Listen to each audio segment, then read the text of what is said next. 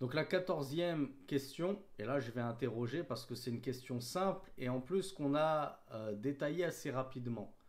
كم مراتب الإيمان بالقضاء والقدر وما هي? Quels sont les degrés de la croyance en la prédestinée? Ou pour faire plus simple, quelles sont les différentes étapes de la prédestinée? Qu'est-ce que renferme la prédestinée?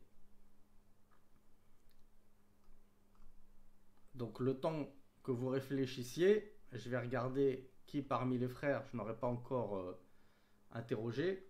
On est de moins en moins nombreux, sachant que les sœurs représentent la moitié, voire plus. Il ne me reste plus grand frère à interroger. Alors je ne sais pas si SK est une sœur ou un frère. SK, je vois que je n'ai pas interrogé. Il y a une personne qui s'appelle S. Ah, Papis, je ne l'ai pas interrogé. Papis il a beaucoup participé, mais à l'écrit. Donc je vais interroger Papis pour cette question assez facile. C'est bon, Papis? Oui, salam alaikum. Wa alayka salam wa rahmatullah. Alors, Papis, combien est-ce qu'il y a de niveaux dans le décret d'Allah subhanahu wa ta'ala? Quelles sont les différentes étapes?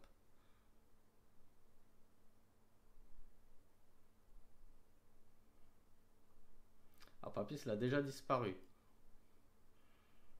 Et dès qu'il a entendu la question, il a pris ses jambes à son cou. C'est bon, Papis?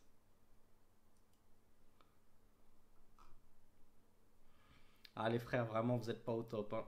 Vraiment, vous me faites honte devant les sœurs, là. Elles doivent se dire, les frères, vraiment, Excuse-moi. ils méritent pas d'être étudiants en sciences, là. C'est pas sérieux du tout, là. C'est bon, Papis? Excuse-moi. Ouais, excuse-moi. Tu as entendu la question? Tu peux la reposer, s'il te plaît. Combien y a-t-il d'étapes dans la prédestinée et le décret? En quoi est-ce que ça consiste, en gros? Ça consiste à ce que Allah nous est prédestiné tout il y a plus de 50 000 ans. Ouais, mais là, t'es pas en train de me donner des étapes, là. Nous, on veut un certain nombre d'étapes. Et je vais t'aider qui ne concerne que Allah subhanahu wa ta'ala. Vis-à-vis d'Allah seul, combien il y a d'étapes? Donc déjà, Samia m'a apporté le bon chiffre. Merdi aussi. Bon, je ne sais pas. Ah, je vais t'aider, Alors, je ne sais Papis. pas. Il y a 4 étapes. Et on en a parlé dans un cours précédent. Alors si je te dis ces 4 étapes, est-ce que ça commence à te mettre sur la voie? Non, Alors malheureusement. je te donne la première étape et après c'est trop là, je peux plus te donner 75% de la réponse. La première étape c'est al-ilm, le fait qu'Allah subhanahu wa ta'ala ait su toute chose qu'il a prédestinée. Donc toute chose qu'il a prédestinée, premièrement il l'a su, il l'a connu. C'est-à-dire il a su que telle chose allait arriver, se passer. Est-ce que tu vois quelles sont les autres étapes?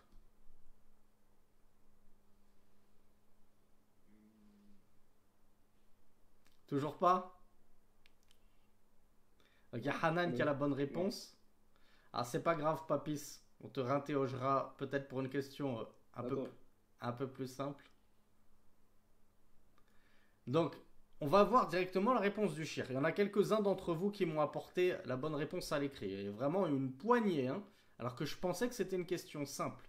Mais c'est une question importante. C'est très important de maîtriser la partie sur la prédestinée. Beaucoup de musulmans ne comprennent pas grand-chose à la prédestinée. Donc le shir nous dit Maratibu dhalika arba'a. Il y a 4 étapes par rapport à la prédestinée. La yatimul imanu bil qadari illa bitakmiliha. Et notre foi en la prédestinée ne sera complète que lorsque on aura complété nos connaissances et notre croyance à l'égard de ces 4 étapes. Vous voyez pourquoi c'est important? Parce que on est tous là à nous dire, nous on a ajouté foi en les 6 piliers de la foi, dont fait partie le pilier de la croyance en la prédestinée. Et quand on nous interroge, oui, mais au juste, c'est quoi la prédestinée? En quoi je dois croire de manière tafsiliya, de manière détaillée en la prédestinée? Là, on bug, on botte en touche.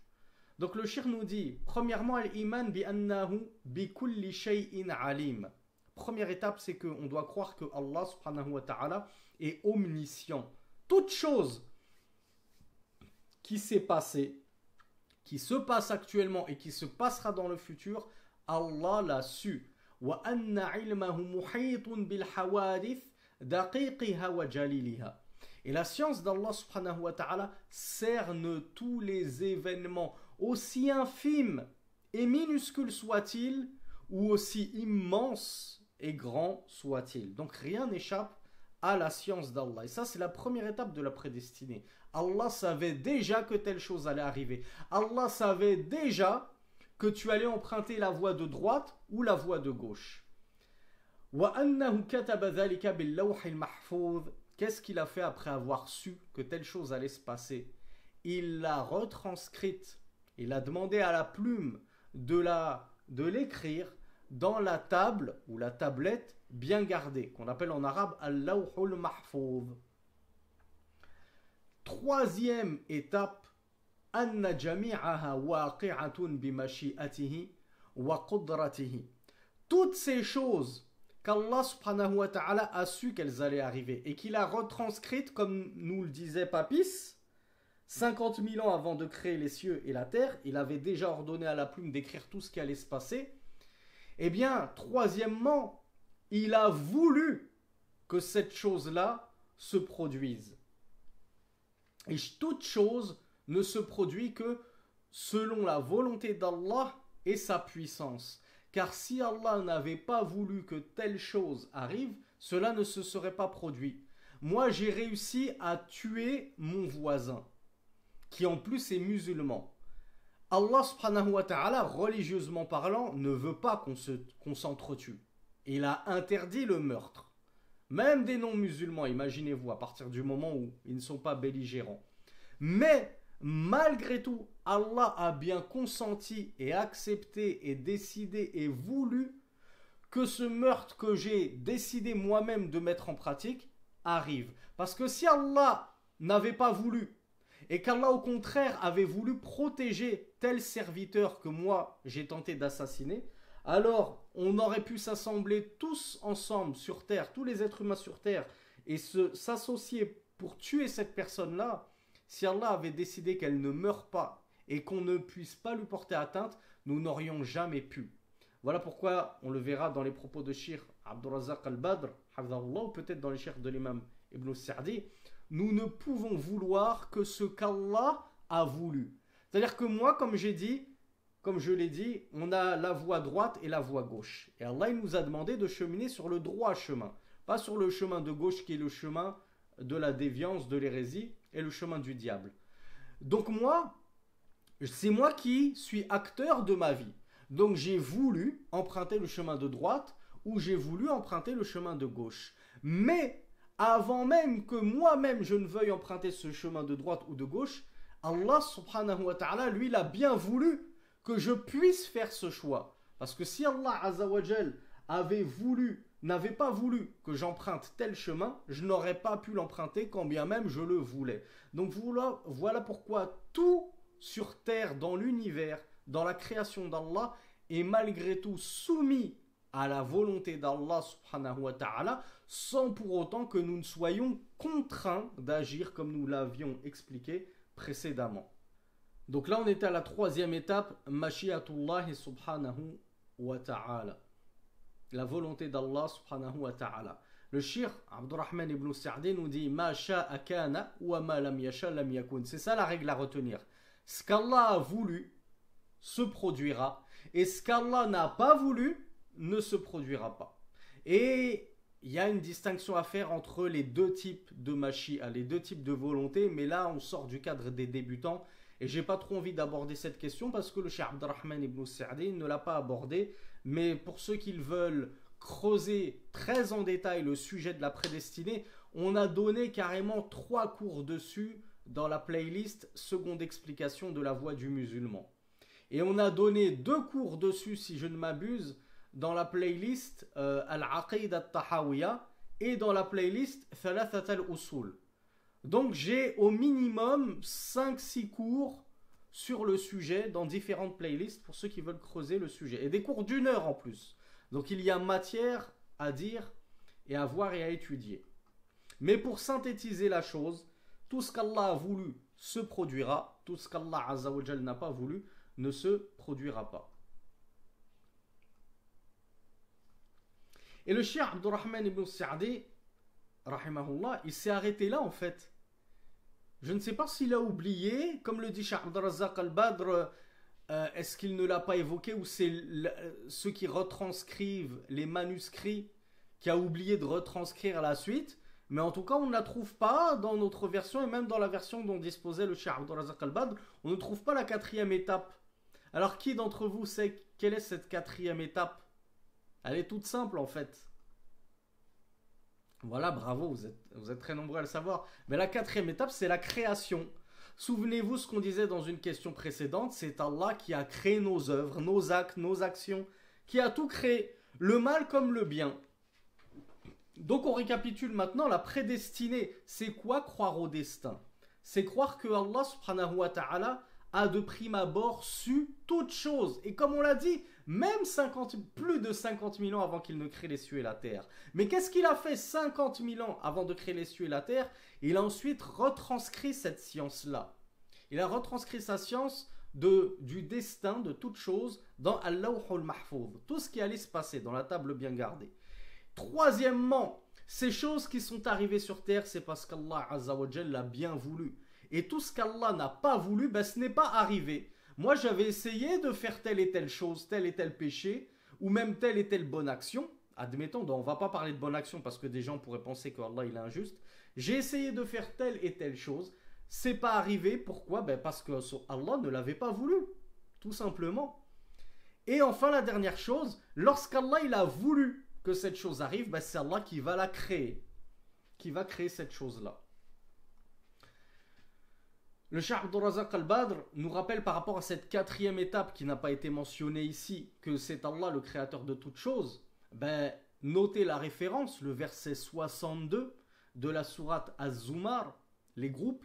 Allahu khaliqu kulli shay. Allah est le créateur de toutes choses. Donc toute chose, c'est global, c'est général. Ça veut dire toute chose, qu'elle soit bonne ou mauvaise. Il ne faut pas avoir cette méconception qui est héritée tout droit de certaines religions païennes. Non, Allah, il ne crée que le bien. D'ailleurs, s'il y a d'anciens chrétiens parmi vous, n'hésitez pas à me le dire. Est-ce que ça ne fait pas partie également du dogme chrétien que Allah, il ne crée que le bien et que ce serait Satan qui créerait le mal? Je me demande si j'ai pas déjà entendu ça quelque part, mais est-ce que vraiment c'est la doctrine catholique ou bien c'est les ignorants parmi les chrétiens qui disent ça? Allahu a'lam. Quoi qu'il en soit, nous on croit que Allah a créé le bien comme le mal. Et vous verrez dans les cours approfondis sur la prédestinée qu'on explique que s'il a créé le mal, c'est parce qu'il y a une sagesse en cela. Derrière tout mal, il y a un bien, une sagesse. Après tout, la piqûre, quand tu vas faire piquer chez le médecin ton enfant, le vaccin, ça le fait pleurer. Il t'en veut, ton fils. T'as beau lui donner, le docteur il a beau lui donner une sucette à la fin de la consultation, ton fils il te fait la tête pendant 2 heures. Jusqu'à ce que tu lui donnes sa danette le soir. Parce que, papa, pourquoi il m'a piqué, ça m'a fait mal, etc. Mais c'est un mal pour un bien. C'est pour son bien qu'on lui a, entre guillemets, infligé ce mal. Alors, que dites-vous des sagesses d'Allah, subhanahu wa ta'ala, dans sa création? Allah, c'est le juste et le sage par excellence. Dans un autre verset, numéro 96 de la sourate As-Saffat, Allah, subhanahu, donc ceux qui s'alignent en rang, Allah nous dit Wallahu khalaqakum wa ma ta'malun. Et Allah vous a créé ainsi que ce que vous faites, ainsi que ce que vous œuvrez. C'est-à-dire Allah vous a créé vous et vos actions. Donc on voit ici, on a la preuve de ce fondement de la croyance des gens de la sunna et du groupe que même nos œuvres, même nos actions, elles sont créées par Allah subhanahu wa ta'ala. Contrairement et en réfutation à qui déjà? Contrairement à ce qu'ont prétendu ce verset, c'est une réfutation claire aux Murji'a, aux Qadariya, les négateurs de la destinée qui disent ben non, al-amru unf, l'affaire est nouvelle. Chaque chose qui se passe dans le monde, c'est une nouveauté pour Allah, au sujet de laquelle il n'était pas au courant avant qu'elle ne se produise. La ilaha illallah.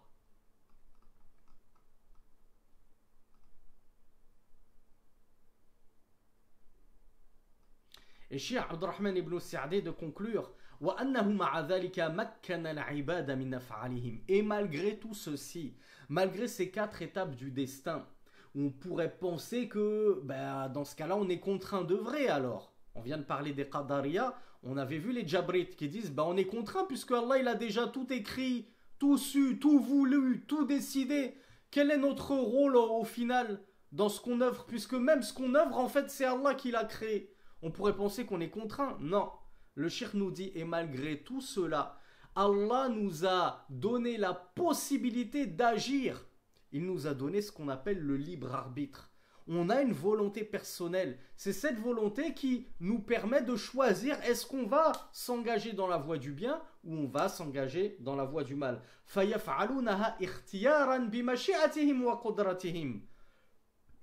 Donc les serviteurs d'Allah, ils vont œuvrer leurs œuvres par le biais de leur volonté propre.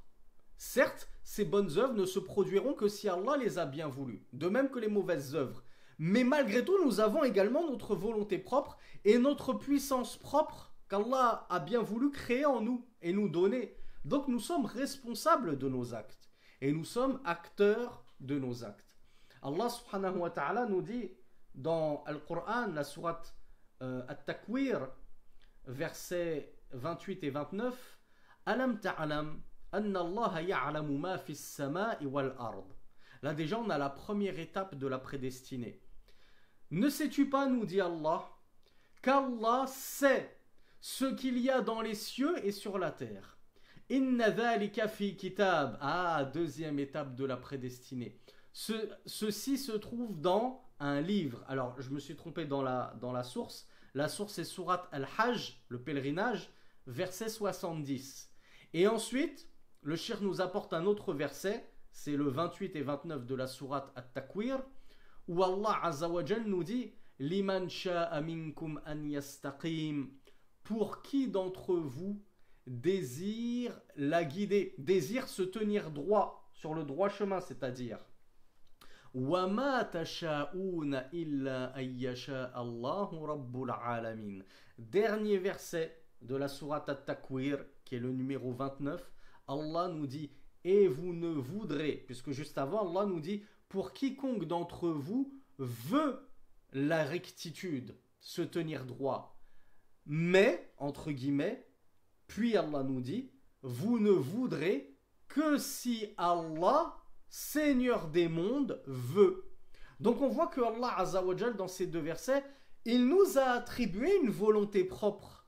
Et il nous a dit pour quiconque d'entre vous veut la droiture. Donc c'est vous, les êtres humains, c'est vous les serviteurs d'Allah qui voulez cheminer sur le droit chemin. Vous en avez vraiment envie, vous avez ce souhait. Mais malgré tout, cette envie, ce souhait, cette volonté, elle ne pourra se réaliser, se concrétiser que si Allah lui-même au préalable l'a voulu.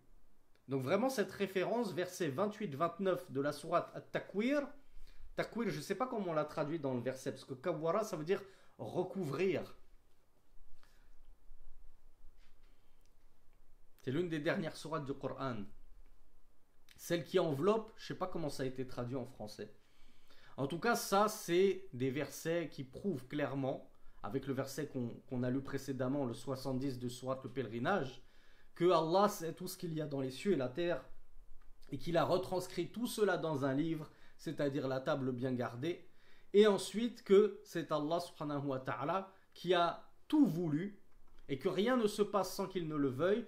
Et dans le verset 96 de la sourate As-Safat, on a vu que Allahu khalaqakum wa ma ta'malun. Et enfin, dernière étape du destin, c'est Allah qui nous a créés ainsi que nos œuvres, ainsi que ce que nous œuvrons. Comme ça que les savants ont déduit que la prédestinée, elle avait 4 étapes.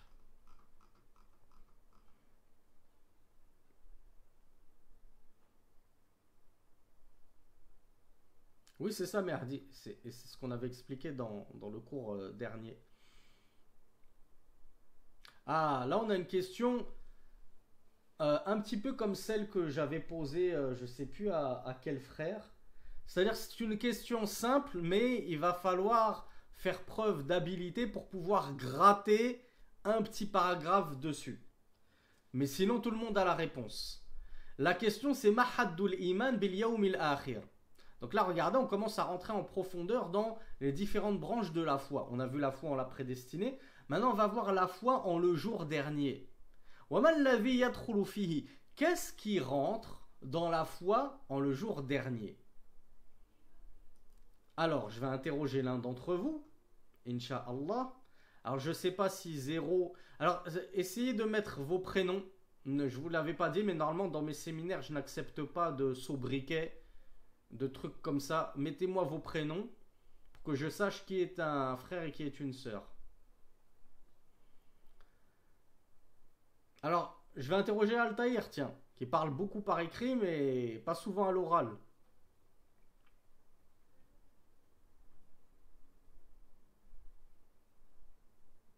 Allô?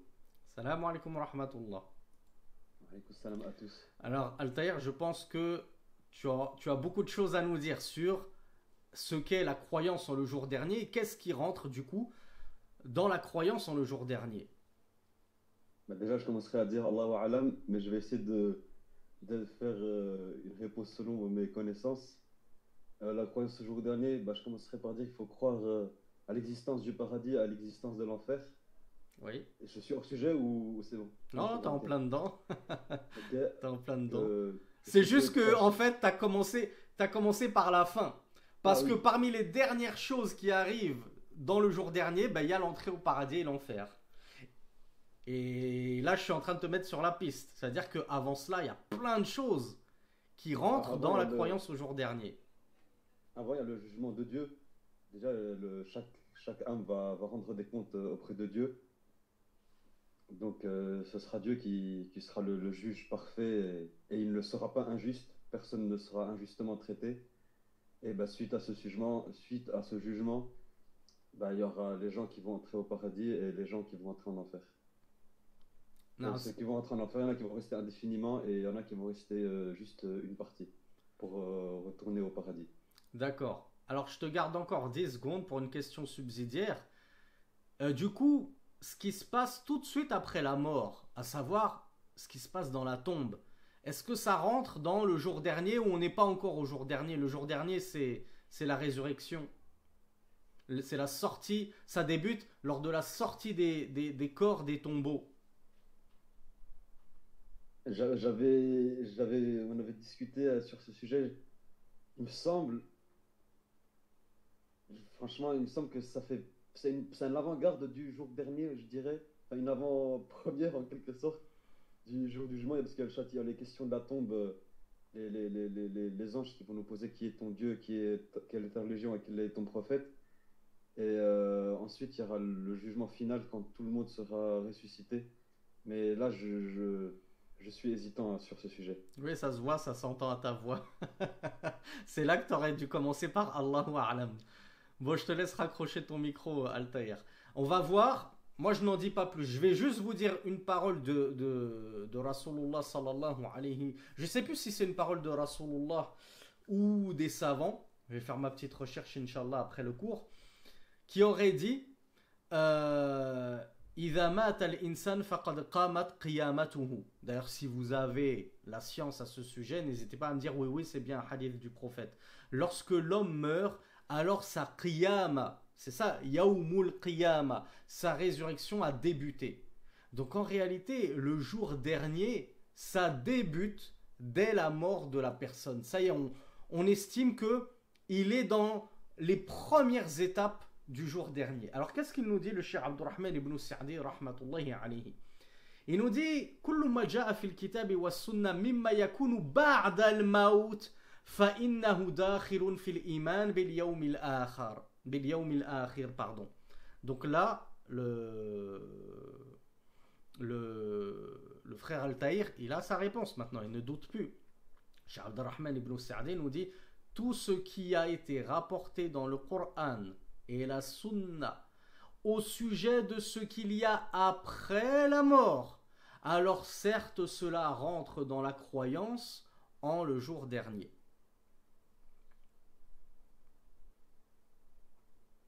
Oui, alors iPhone, il se souvient du fameux hummus.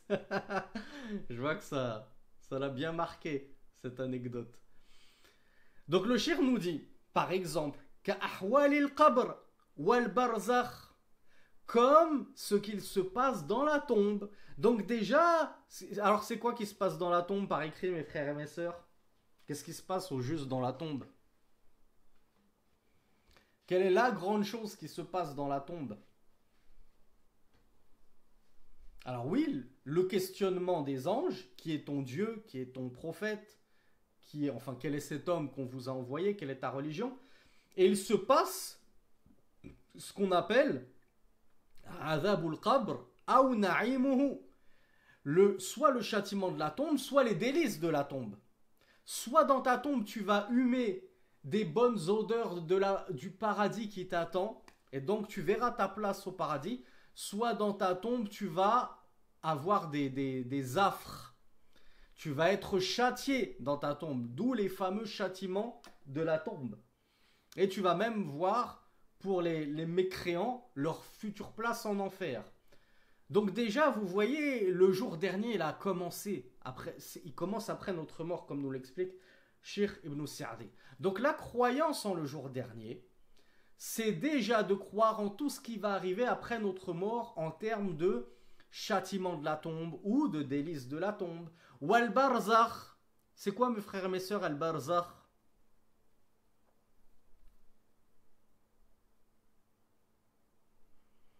Voilà, bravo. Al-barzakh, c'est un monde intermédiaire entre le monde actuel, le monde des vivants, et le monde futur, la vie future. C'est le monde dans lequel les morts se trouvent.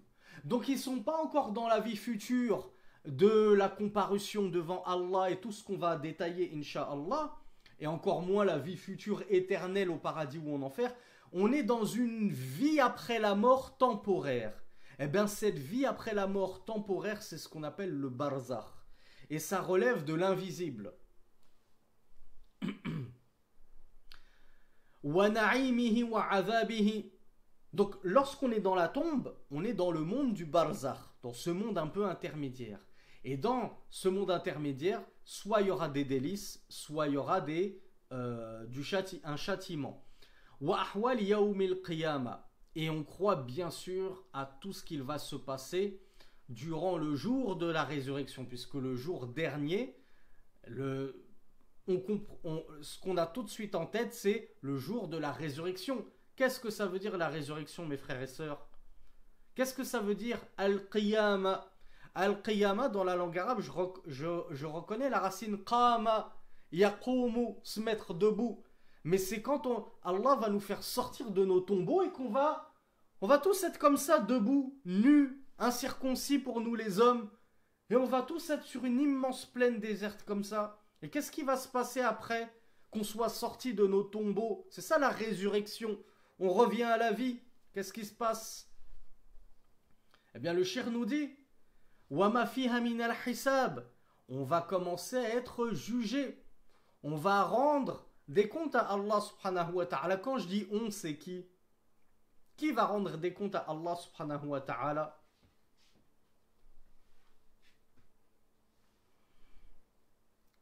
Mouad qui me dit les musulmans. Il n'est pas très sympa, Mouad. Abdel Wahab me dit la même chose. Ben déjà, voilà, il y a Merdi qui me dit toutes les créatures, ou Ismail aussi. C'est ce que déjà je voulais entendre. Les djinns aussi sont concernés. Hein. Il n'y a pas que les humains. Les djinns sont également concernés. Puisque sur Terre, ils sont concernés par la religion. Ils doivent embrasser l'islam. Ils doivent embrasser le monothéisme, etc. Ben, ils sont concernés par tout ce qui va se passer dans la vie future. Et les djinns, bons et croyants, entreront au paradis. Et les djinns mécréants entreront en enfer. Comme nous. Pas de différence. Alors Merdi nous dit les animaux aussi, ça dépend ce que tu ce que ton aussi, ce à quoi renvoie ton aussi. Parce que ce qui est connu, c'est que les animaux, Allah Azza wa Jal va leur rendre un jugement. Donc il va rendre justice à la bête qui a été lésée par son homologue cornu, mais après il va les réduire à l'état de poussière. Donc il ne va pas faire rentrer les animaux de cette dunya au paradis. Alors pour les sœurs qui me diraient oui mais ma petite choupinette, mon petit moustache, mon petit chaton que j'affectionne tout particulièrement, Allah il va pas me le donner au paradis. Allahu a'lam. Je ne connais pas du tout la réponse à cette question. Est-ce que les animaux qu'on a tellement affectionnés sur terre, on peut demander à Allah qu'il nous les ramène au paradis? Je ne sais pas.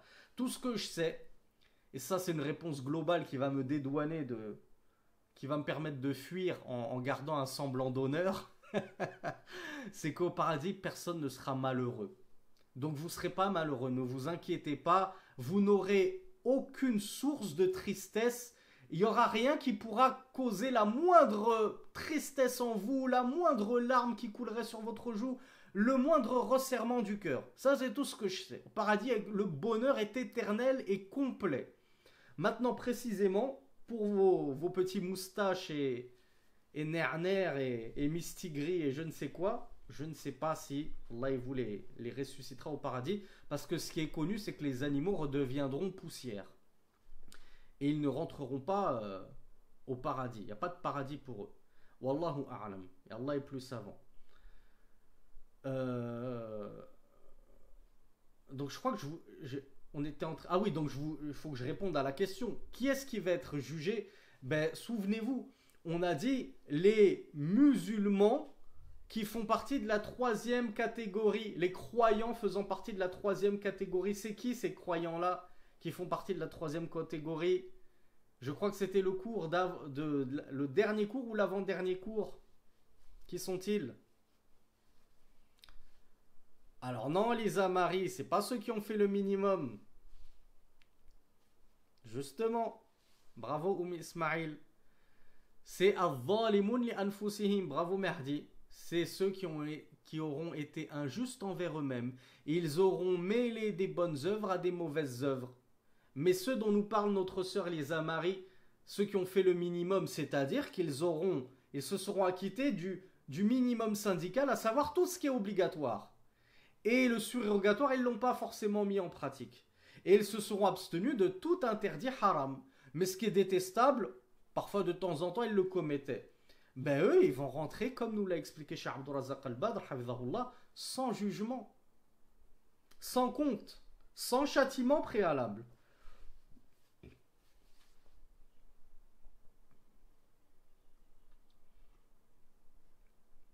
Et on trouve dans un hadith du messager d'Allah sallallahu alayhi wa sallam qu'il y aura 70 000 personnes qui entreront au paradis sans châtiment. Et dans une version de ce hadith, le prophète sallallahu alayhi wa sallam a rajouté et avec chacun de ces 70 000, 70 000. Donc en gros, ça nous fait 70 000 fois 70 000 personnes qui entreront au paradis sans châtiment et sans jugement. Alors je laisse les matheux faire le calcul. 70 000 fois 70 000. Donc après la croyance en le jour dernier et en le compte, parce qu'on va donc potentiellement rendre des comptes à Allah subhanahu wa ta'ala. Abu Nouraï me dit 49 millions. C'est ça? Ce serait énorme, hein, 49 millions. Subhanallah. Alors Lisa Marie me dit 140 000. Bon là, il y a quelqu'un qui a sauté son CP là. Entre 49 millions et 140 000, il y a une grande différence. Wathawab wal-iqab. Alors Ismaël me dit 4 milliards 900 millions et Salambek me dit 140 000. Va falloir vous décider là, hein, parce que j'ai tout eu là. Ah, Dhunnourayn me dit 49 milliards. Bon, écoutez, je sais même pas pourquoi je lis vos réponses. Vous n'êtes même pas d'accord entre vous pour un simple calcul. 70 000 fois 70 000. Quand même. C'est même pas une question de religion là. Il n'y avait même pas besoin de réviser normalement, juste à sortir sa calculatrice sur son téléphone. Donc ensuite on croit au thawab ou al-iqab, bien entendu. On croit que au jour dernier, il va y avoir une récompense pour les bienfaisants et un châtiment pour les malfaisants. Was-suhuf.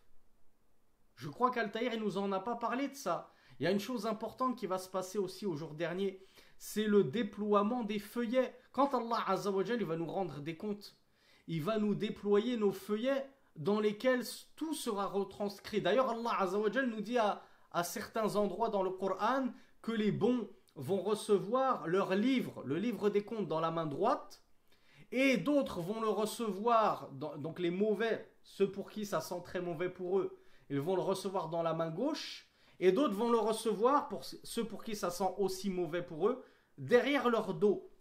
Donc il y aura aussi cette fameuse histoire des feuillets et du livre dans lequel sont retranscrits toutes nos œuvres, bonnes comme mauvaises. Wal mizan, on croit en la balance dans laquelle Allah Azza wa Jal, alors il y a différentes versions, il y a une petite divergence chez les gens de la sunna et du groupe, qu'est-ce qui va être pesé dans la balance? Il y a parmi les gens de la sunna, il y en a qui disent que ce sont nos œuvres qui vont être pesées dans la balance.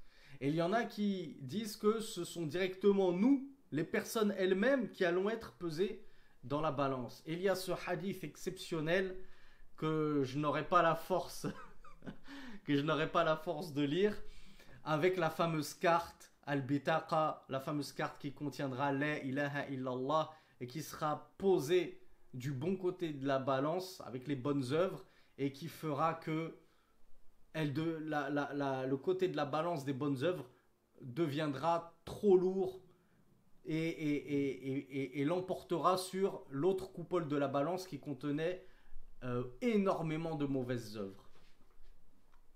Wash-shafa'a, c'est quoi ash-shafa'a, mes frères et sœurs? Bravo, l'intercession. L'intercession de qui, quoi, pour qui, comment? Là encore, impossible pour moi de vous lire ce hadith exceptionnel, mais il mérite d'être lu au moins une fois dans sa vie. Bravo, l'intercession du prophète sallallahu alayhi wa sallam pour sa communauté au jour dernier. Ce hadith, on l'a lu dans un séminaire précédent, je crois. Vous connaissez mes cours mieux que moi. Je sais que certains élèves connaissent mes cours mieux que moi. Je me demande si c'est pas le séminaire Comprendre le Tawhid et le Shirk. C'est un séminaire qui remonte à plus d'un an, hein, facile. Et on l'avait lu en entier, ce hadith sur la shafa'a, qui est vraiment bouleversant. Wa ahwalul janna wan nar. Et c'est là par quoi avait commencé Al-Tahir et par quoi termine le Cheikh Ibn Sa'di. Et enfin, la croyance en le jour dernier, elle comprend la croyance bien sûr au paradis et à l'enfer. Et à tout ce qui va se passer au paradis de délices et tout ce qui va se passer d'horreur en enfer. Wasifatiha, le descriptif, la description du paradis, la description de l'enfer. Le shir ne l'a pas évoqué, mais ça rentre quand même dedans, ça rentre dans Yawm al-Qiyamah, la traversée du pont, As-Sirat. Wasifati, et vous savez que le pont As-Sirat, il y en a qui vont le traverser à la vitesse du cavalier, il y en a qui vont le traverser en courant, il y en a qui vont le traverser en rampant. En fonction du nombre de tes bonnes œuvres, plus tu auras beaucoup de bonnes œuvres, plus tu le traverseras vite, comme le clignement d'un œil, en un clin d'œil. Et plus tu auras fait beaucoup de péchés, et plus tu vas le traverser au ralenti, jusqu'à ramper comme ça. Et plus tu auras été un gros mécréant, que tu auras été très mauvais, et plus il se peut que tu tombes, tu glisses de ce sirat, que tu te fasses happer par des crochets qui vont t'emmener au tréfonds de ce pont suspendu, qui est suspendu au-dessus de quoi, ce pont? Ben, au-dessus de l'enfer, bravo. Et donc tu vas te retrouver en enfer si tu tombes du sirat. Mais c'est pas une question d'habilité, mes frères et mes sœurs. C'est pas, ouais, je vais faire un petit peu de muscule, je vais faire un petit peu d'assouplissement, de gymnastique, pour être sûr je vais faire du funambulisme, pour être sûr de bien, parce que le sirat, Rasulullah sallallahu alayhi wa sallam l'a décrit comme étant encore plus fin qu'une lame d'épée. Vous imaginez, encore plus fin qu'un cheveu plutôt. Imaginez-vous, encore plus fin qu'un cheveu. Tu as dit, je vais m'entraîner au funambulisme. Non, ce ne sera pas en fonction de ta souplesse, de ton habileté, que tu vas le traverser bien ou mal. Ce sera en fonction de tes bonnes œuvres. C'est ça qu'il faut travailler, mon frère. On croit également à la description des gens du paradis, comment ils seront. Bien évidemment, on sera très très beau. D'ailleurs, tous les vendredis, on ira à un marché. À chaque fois qu'on reviendra de ce marché, on sera encore plus beau. Donc en fait, on ne cesse de gagner en beauté au paradis. Et nos épouses aussi, je vous rassure, mesdemoiselles, vous ne cesserez de gagner en beauté tous les vendredis, chaque semaine. وَمَا أَعَدَّ اللَّهُ فِيهِمَا لِأَهْلِهِمَا إِجْمَالًا وَتَفْصِيلًا كُلُّ ذَلِكَ مِنَ الْإِيمَانِ بِالْيَوْمِ الْآخِرِ. Donc vous voyez tout ce qu'on vient de survoler comme ça rentre dans la croyance en le jour dernier. Quand je dis que je crois aux 6 piliers de la foi, eh bien souvenez-vous ce qu'on a dit sur le 5e, Al-Qadar, qu'on récite en tout dernier, Wal-Qadari, Wabil-Qadari khayrihi wa sharrihi, et au destin que soit bon ou mauvais. On a vu que on devait croire en 4 étapes. Et quand on dit je crois en la vie future, on est censé croire en tout ça, mes frères et mes sœurs. Et comme nous le dit le shir, ijmalan wa tafsilan. On y croit de façon comme ça globale, superficielle, et c'est bien qu'on essaye d'y croire en détail, en essayant d'étudier un petit peu notre aqidah, notre croyance, notre dogme, pour savoir en profondeur c'est quoi ce fameux conte, c'est quoi ces fameux feuillets, ces fameux livres, c'est quoi cette fameuse balance, c'est quoi ce fameux pont, c'est quoi le paradis, c'est quoi l'enfer, et ainsi de suite.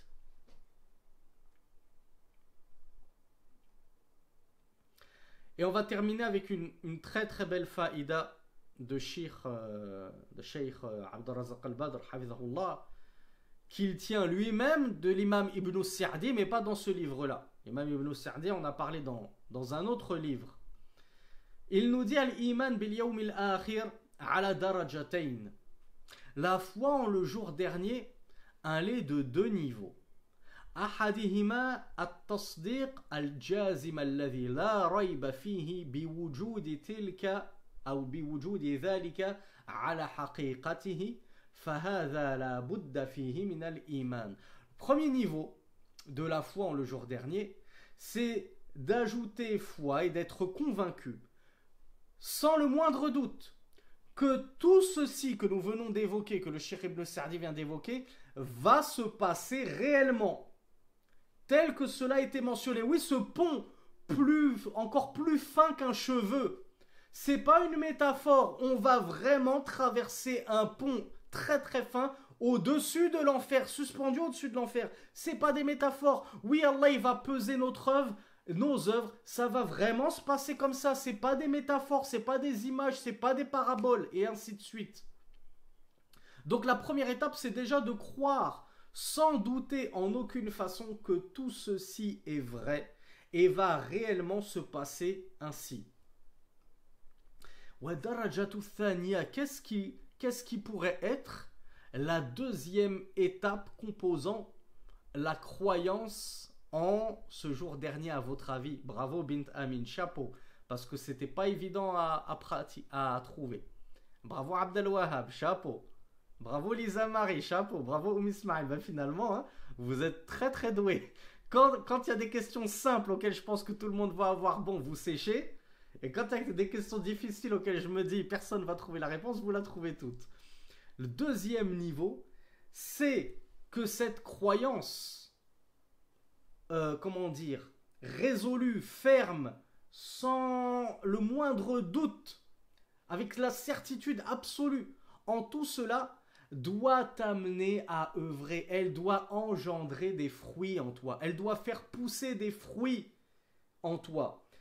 Donc, il y a, comme nous le dit le Cheikh Abdurrazzaq al-Badr, الدرجة الثانية التصديق الراسخ المثمر للعمل. Muthmir, ça veut dire il fait pousser des fruits, il fait pousser al-amal, il va faire pousser en toi des actes, des œuvres, afin justement de te préparer à ce jour-là, pour être du côté des gagnants, de ceux qui vont réussir, de ceux qui n'auront la khawfun alayhim, la khawfa alayhim, de ceux envers lesquels il n'y aura nulle crainte, ceux qui ne craindront pas durant ce jour, comme nous le dit Allah Azza wa Jal dans le Coran.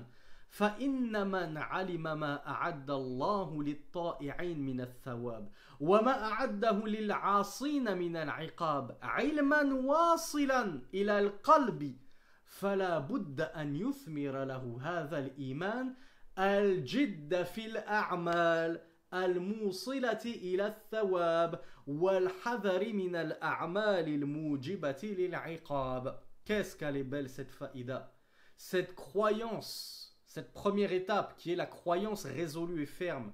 Elle doit provoquer en toi un déclic, elle doit t'amener à œuvrer, car celui qui sait, qui a su, qui a connu ce qu'Allah subhanahu wa ta'ala a réservé et préparé pour les obéissants en termes de récompenses exceptionnelles, de même qu'il a su et connu ce qu'Allah a préparé aux désobéissants de châtiment, d'une connaissance qui va vraiment pénétrer dans son cœur, de sorte qu'il est convaincu de tout ceci. Eh bien, la Bouddha, c'est pas Talabou Bouddha, la Bouddha, ça veut dire il est indispensable. Il est indispensable que cette connaissance engendre des fruits, engendre des œuvres, engendre al-jid, le sérieux, le fait de se retrousser les manches et de se sortir les doigts des oreilles pour être poli et ne pas vous dégoûter. Et ce sérieux, et lorsque je me retrousse les manches et que je me sors les doigts des oreilles, je vais œuvrer en fonction des œuvres qui vont justement être la cause, qui vont m'attirer cette récompense qu'Allah Azza wa Jalla a promis aux bienfaisants et qui vont être la cause de l'éloignement du châtiment d'Allah subhanahu wa ta'ala et de sa colère. Et donc du coup je vais m'éloigner également des œuvres qui pourraient être la cause de mon entrée en enfer ou d'une punition dans la tombe et ainsi de suite. Donc vous voyez, la croyance en le jour dernier, certes c'est une croyance en tout premier lieu, mais normalement, ça ne devrait pas être une simple croyance comme ça dans notre esprit, dans notre cœur. Normalement, cette croyance, elle devrait porter ses fruits et nous pousser à agir. Et souvenez-vous ce qu'on a dit dans le tout premier cours lorsqu'on a développé la signification et la définition de la foi. Qu'est-ce qu'on a dit déjà? La foi, c'est des paroles sur la langue, c'est une croyance du cœur, et c'est quoi ensuite? La foi, c'est des actes avec les membres. Donc quand réellement je crois fermement et avec résolution, je suis censé œuvrer. Parce que cette croyance que j'ai dans le cœur, elle me pousse à œuvrer. Et voilà pourquoi on dit toujours à nos frères et nos sœurs, grands partisans de la foi, c'est dans le cœur, pour justifier leur manquement. Non mes frères et mes sœurs. La foi, c'est pas que dans le cœur. La foi, elle a aussi des fruits apparents qui sont visibles. D'un point de vue extérieur, ça se voit. Pourquoi? Parce que cette foi, elle te pousse à œuvrer. Et les œuvres, ça se voit. Tu peux pas juste prétendre que tu œuvres dans ton cœur. C'est censé se voir sur toi que tu œuvres. Qu'Allah subhanahu wa ta'ala nous place parmi les gens de la droite et même parmi as-sabiqoun al-awwaloun, parmi les premiers qui entreront au paradis et qui auront précédé tout et devancé tout le monde dans le bien. Aqulu qawli hadha wa astaghfirullah li wa lakum subhanaka allahumma wa bihamdik ashhadu an la ilaha illa ant astaghfiruka wa atubu ilayk was-salatu was-salamu ala nabiyyina Muhammad wa akhiru da'wana anil hamdulillahi rabbil alamin.